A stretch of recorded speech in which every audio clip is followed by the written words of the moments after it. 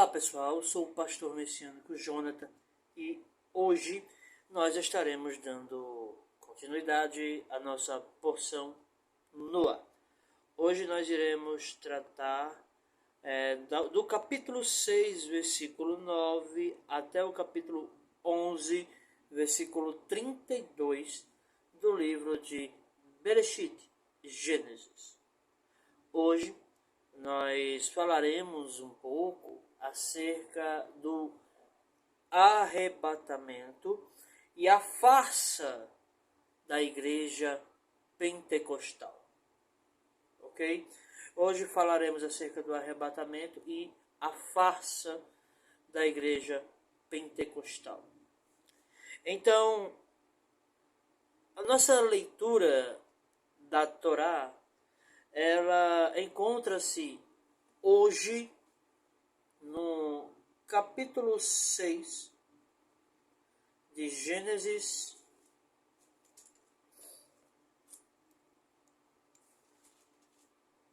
a partir do versículo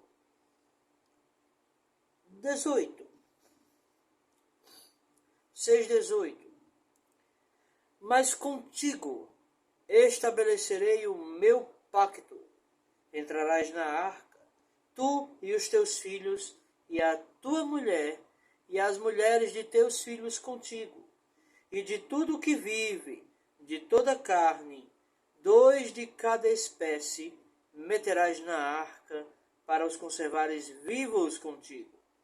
Macho e fêmea serão, das aves conforme a sua espécie, dos animais conforme a sua espécie, de todo réptil da terra conforme a sua espécie, 2 de cada espécie virão a ti, para os conservares em vida. E tu toma para ti de toda comida que se come, e a ajunta para ti, e te será para mantimento para ti e para eles. Assim fez Noé, conforme tudo o que Deus lhe mandou, assim o fez. Meus queridos, a leitura que nós temos da Haftará, a leitura dos profetas para esta porção, encontra-se no livro do profeta Yeshayahu, Isaías, capítulo 52, versículo 13, até o capítulo 55, versículo 5. Ok? E a porção e as leituras da Brit Hadashah encontra-se no Evangelho de Mateus, capítulo 24, versículo 36 ao 44, que será o que nós iremos estudar hoje. Lucas, capítulo 17, versículo 26 ao 37, que é similar a Mateus. Tem também Atos dos Apóstolos, capítulo 2, versículo 1 ao 16, e ainda 1 Pedro, 1 Kefa, capítulo 3, versículo 18 ao 22, e 2 Kefa, 2 Pedro, capítulo 2, versículo 5. Essas são as leituras da Brit Hadashah e a leitura do profeta Yeshayahu, Isaías, no capítulo 52 ao 55. Ok? Então, meus queridos, perceba que eu falei no início sobre a farsa da igreja pentecostal. Meus queridos, hoje eu quero falar algo que talvez você não saiba, mas o que há no meio da igreja pentecostal, todo aquele movimento que é realizado, não é o Espírito Santo. Sinto muito acabar com as suas expectativas. Não é o Espírito Santo. Também não é o diabo quem está fazendo. Certo? É o homem. Ali são usados técnicas de hipnose para, com a única intenção, mostrar eficácia, entre aspas, eficácia às pessoas que ali estão para receberem alguma coisa. Bom, outra coisa que eu gostaria de falar a vocês aqui também, que eu tenho provas disso, ok? Tudo que é usado em cultos festivos de igrejas pentecostais é técnicas de hipnose. Pesquise você mesmo como acontecem sessões de hipnose nas igrejas. Hipnose nas igrejas cristãs. Você verá. Por que não dizer que seria coincidência, né? Porque se eu dissesse que seria mera coincidência, eu estaria abrindo a boca e dizendo que os pastores e líderes que estão à frente do trabalho não têm conhecimento disso. Seria muita coincidência, né? Mas não. Eles têm conhecimento. Eles sabem como fazer. Eles fazem com o intuito de angariar pessoas para a sua congregação. E perceba que quanto mais essas pessoas procuram essas igrejas pentecostais, mais elas entram em estado de depressão. E pastor, Ora, se a pessoa fica muito exposto a técnicas de hipnose, você sabe quais são os efeitos colaterais da hipnose? Depressão,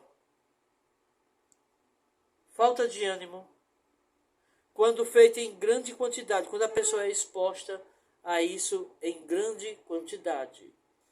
Se você for procurar dentro das próprias igrejas pentecostais, conversar com alguém no meio daquela igreja, você sempre irá encontrar uns 2 ou 3 naquele meio que tem depressão.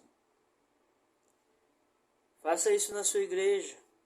Faça amizade com um e outro. E aqueles que não são sinceros no meio da religião, você verá que não acontece nada com eles, porque eles não dão ouvidos às coisas que o pastor fala. Mas aqueles que querem pôr em prática as coisas que o pastor fala, são aqueles que aparentemente recebem mais o Espírito Santo. Essas pessoas, elas não sabem que estão sendo manipuladas. As técnicas de oratória, as técnicas de psicologia usadas no meio dos cultos, sim, técnicas psicológicas são usadas nos cultos pentecostais com o intuito de lhe prender ali, deixar você dependente daqueles cultos, fazer você voltar mais e mais. Uma pessoa que fica extremamente exposta à hipnose, um dos efeitos colaterais da hipnose, como eu acabei de falar aqui, é a depressão. Pode procurar na sua igreja. Eu duvido você não encontrar. Nem que seja 1 ou 2 ali naquele meio, que você sabe que são sinceros na religião. E são esses sinceros que você verá que sofrem terrivelmente com depressão, desengano, perturbação mental, dependem de remédios para dormir. O pastor é quem está fazendo isso, usando técnicas psicológicas para manipular as pessoas. Outra coisa que eu quero falar aqui para vocês. Bom, e se você quiser, eu dou total permissão. Você pode ir agora na internet e pesquisar hipnose nas igrejas cristãs pentecostais. você verá a semelhança de um culto pentecostal e uma sessão de hipnose. Pesquise você mesmo. Não fique apenas pelas coisas que eu falo, não. Ok? Mas, o que eu quero falar mais aqui a você ainda, sobre a questão da farsa. Essa farsa que se tornou uma farsa mundial no meio da igreja pentecostal, é a questão do arrebatamento. O arrebatamento, meus amados, de acordo com a igreja pentecostal e muitas igrejas tradicionais que recebem essa linha de raciocínio, o arrebatamento ele irá acontecer com a igreja, não é? Quem será arrebatado será a igreja.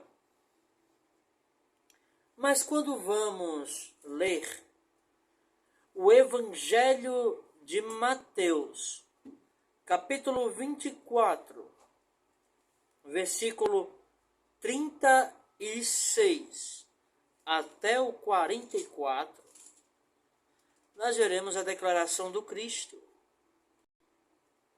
As coisas que ele tem para falar sobre como seria o arrebatamento e o que seria o arrebatamento. Preste bem atenção, pois a base da igreja pentecostal é exatamente esse texto aqui, que eles dizem que eles é que serão arrebatados. Olha que coisa interessante. Olha só que coisa interessantíssima aqui. Não é? No Evangelho de Mateus, capítulo 24, versículo 36, diz assim: porém daquele dia e hora ninguém sabe, nem os anjos dos céus, nem o Filho, mas unicamente meu Pai. Como foi nos dias de Noé, assim será também a vinda do Filho do Homem. Porquanto, assim como nos dias anteriores ao dilúvio, comiam, bebiam, casavam e davam-se em casamento, até ao dia em que Noé entrou na arca, e não o perceberam, até que veio o dilúvio e os levou a todos. Assim será também a vinda do Filho do Homem. Então, estando dois no campo, será levado um e deixado o outro. Estando duas moendo no moinho, será levada uma e deixada outra. Vigiai, pois, porque não sabeis a que hora há de vir o vosso Senhor. Mas considerai isto: se o pai de família soubesse a que vigília da noite havia de vir o ladrão, vigiaria e não deixaria que fosse arrombada a sua casa. Por isso, estai vós apercebidos também, porque o Filho do Homem há de vir a hora em que não penseis. Meus queridos, perceba que no versículo 39, Yeshua disse que o dilúvio levou a todos. Olha que coisa interessante. A todos quem? O dilúvio levou Noé também? Não. Jesus ele diz que assim como foi nos dias de Noé, assim será também na vinda do Filho do Homem. O dilúvio veio e levou a todos. Apenas Noé se salvou. Olha que coisa interessante.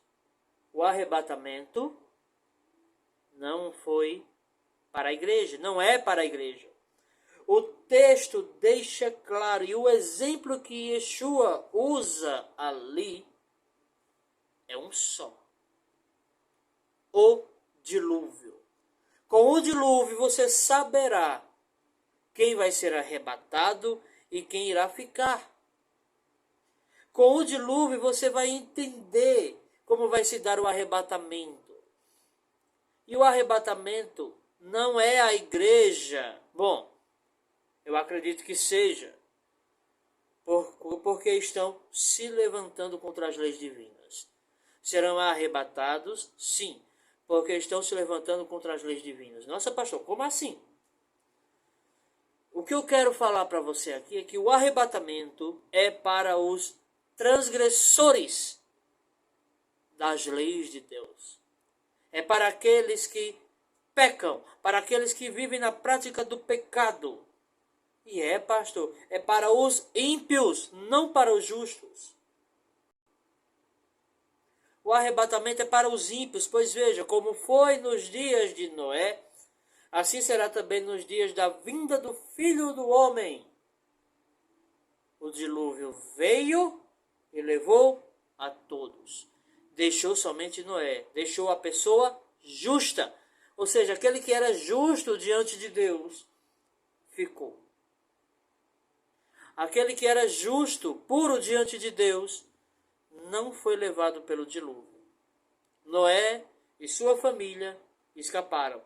Todos os outros foram tirados com força, arrebatados com força da terra.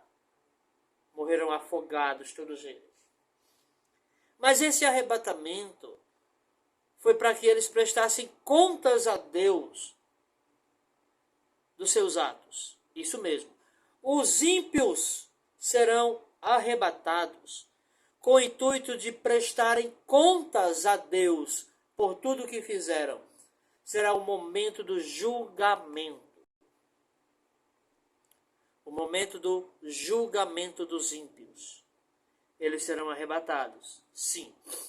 Mas serão arrebatados para darem conta de tudo que fizeram em vida.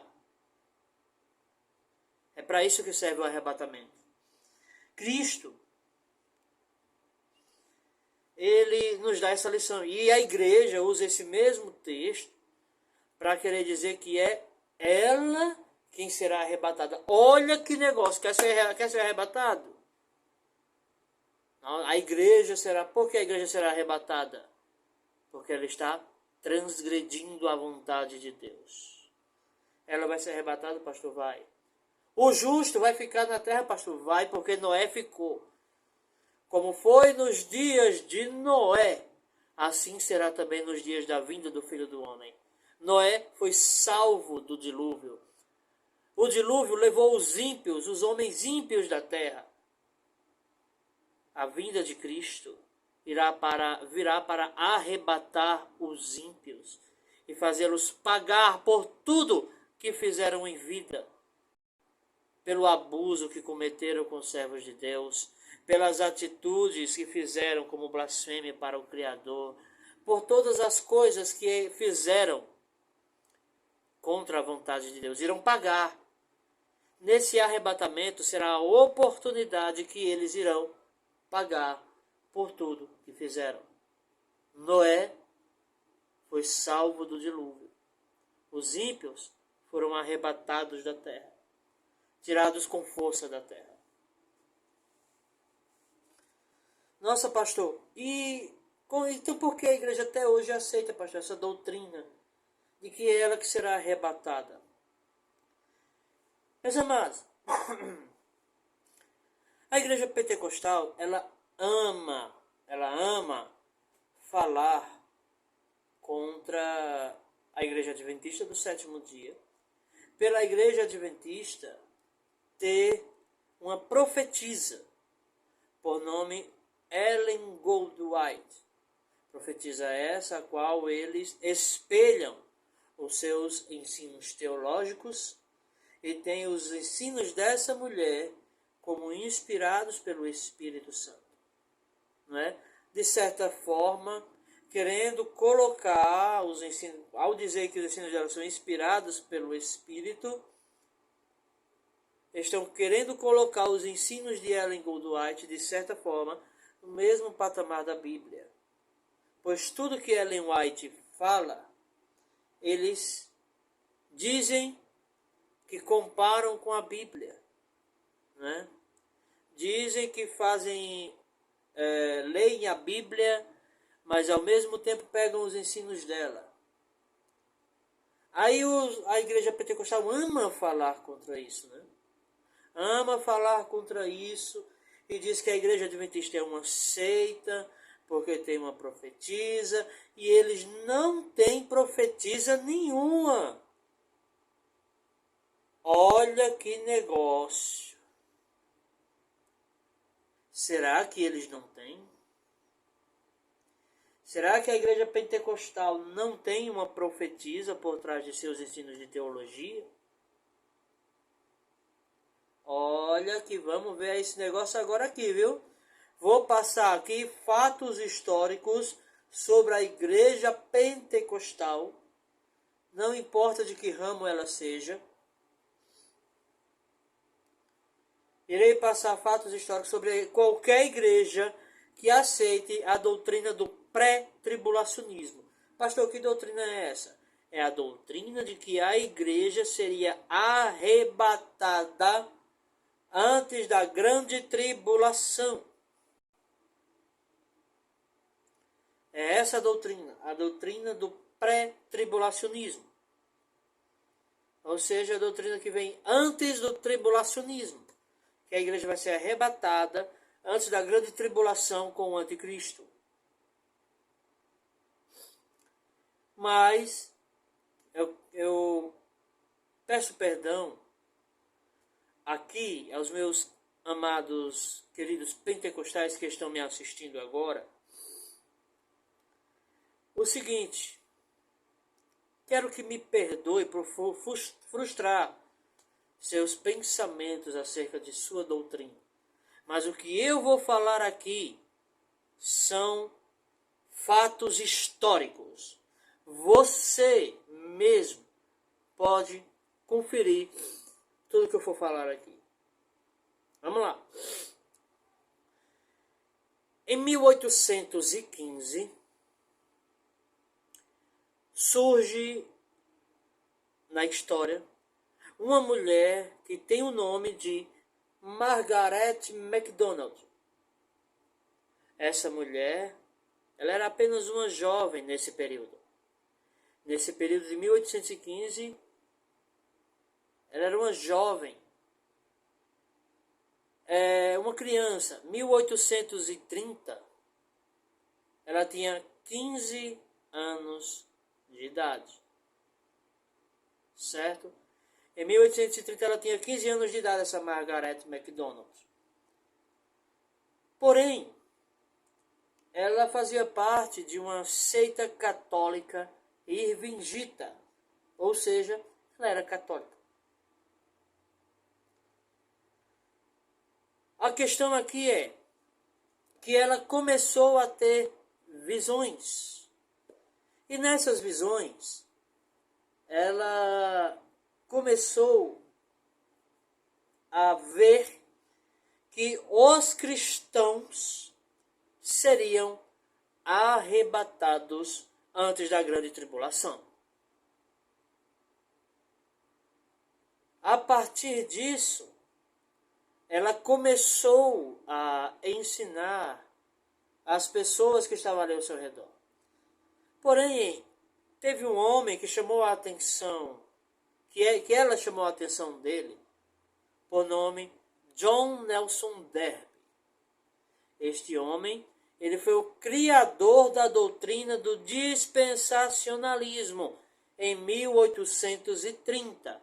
Ou seja, nem a doutrina do pré-tribulacionismo, nem a doutrina do dispensacionalismo nunca foram ensinadas pelos apóstolos. Tudo criação que tem menos de 200 anos de existência. Essa Margaret MacDonald, ensinando as pessoas, ela ensinava tantas visões que ela tinha de sua cabeça. Ela não era teóloga, nunca tinha estudado teologia, nunca fez seminário, e então começou a ter visões que a igreja seria arrebatada antes da grande tribulação. Todos os cristãos. Vem John Nelson Darby e questiona os ensinos dela. Questionar como, pastor? Ele diz: não, nem todos os cristãos serão arrebatados, apenas os fiéis.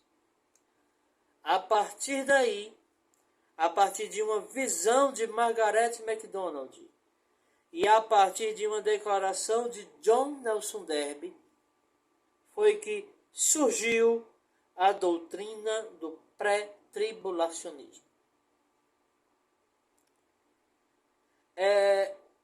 Infelizmente, a igreja pentecostal ela aceitou essa doutrina como sendo verídica, como sendo apostólica, e não. A doutrina do pré-tribulacionismo só veio surgir 1800 anos depois da morte dos apóstolos. Não tem nada a ver com os apóstolos. Apóstolo nenhum nunca ensinou essa doutrina. Então a doutrina do pré-tribulacionismo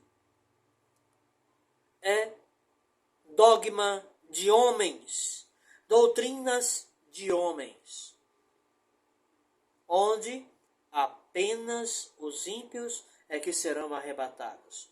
Ora, se a igreja abre a boca, manifesta a todos que ela será arrebatada, isso é uma vergonha. Uma vergonha, porque a própria igreja está confessando com a sua boca, dizendo que conhece as Escrituras, e no final de tudo abre a boca e diz: eu serei arrebatado. Olha a declaração da igreja de hoje. Ela está confessando com a própria boca que ela é transgressora das leis divinas e que ela vai prestar contas a Deus. Ela está confessando, pois a própria igreja da atualidade diz conhecer as Escrituras Sagradas. Uma vez que abre a boca e diz que conhece, quando diz nós seremos arrebatados, ela está, de certa forma, fazendo uma vergonha ao Evangelho. Dizendo que o Evangelho não tem proveito nenhum.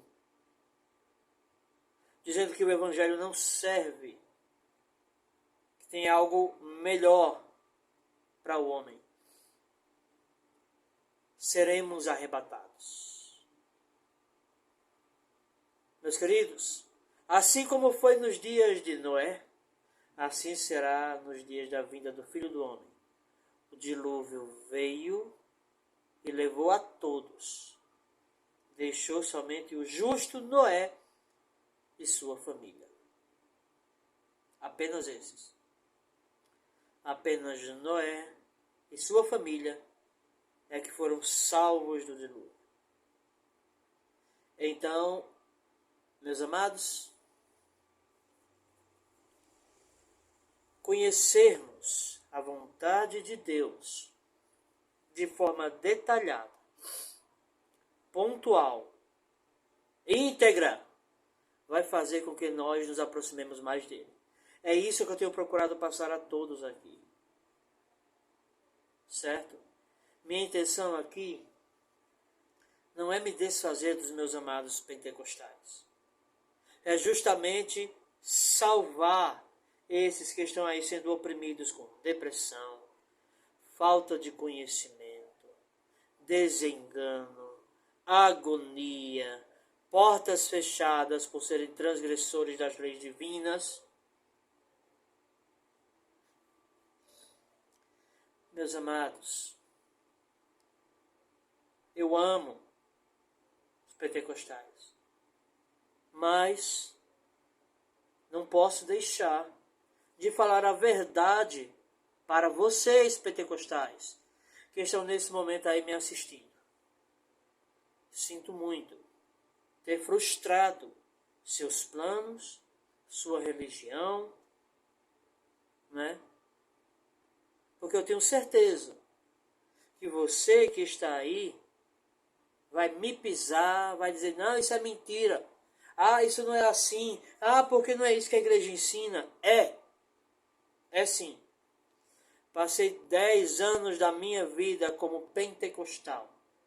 Sei muito bem o que a igreja ensina acerca do arrebatamento. Meus queridos, não queira ser arrebatado. Não. Não queira ser arrebatado, porque se você for arrebatado, o dilúvio levou os ímpios. Abre a boca e confessa que será arrebatado.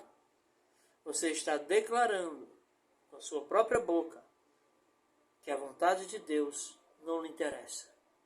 Que você prefere prestar contas a Deus de tudo que você está fazendo.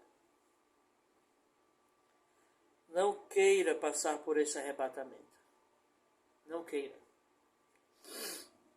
Se apegue a Deus. Se apegue à sua vontade. Você escolhe o caminho ímpio ou o caminho santo? O caminho da santidade ou o caminho do engano? Você decide. Você, exclusivamente você, é responsável pelo caminho que você escolhe. Ser arrebatado é uma vergonha, não o orgulho.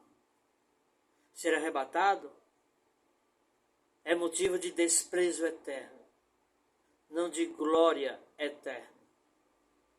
Amém? Que Deus abençoe a vida de todos vocês. Que o Eterno nos abençoe com a restauração do Evangelho. Que Deus abençoe em nome do Senhor Yeshua.